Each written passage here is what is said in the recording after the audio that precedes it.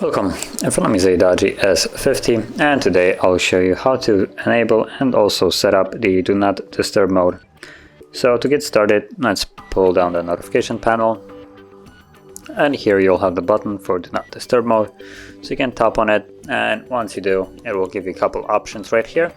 So number one, the period that you want to enable it for. So you have start by until 1:10, so that's basically a 1 hour.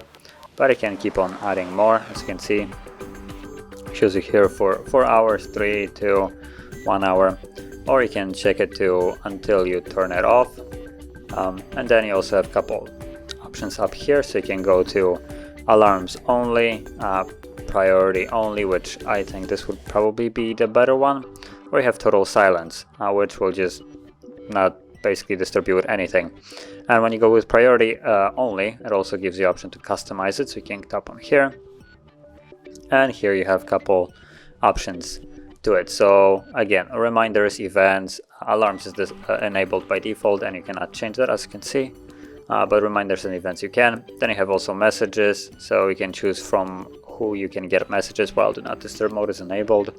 Also calls has the same options, and then you have repeat callers, so if someone calls you twice within a 15-minute period, the second time they will be able to reach you no matter what the setting right here is.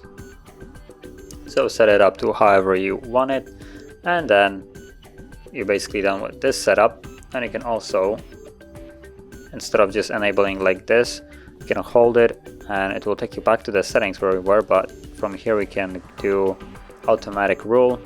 So we can, for instance, add a rule, and let's add a time rule, name it whatever you want, and from here you can set the days in which you want it to be enabled in, then the time it starts and ends, and then the Do Not Disturb mode, so priority, alarm, or total silence, and alarms can override end.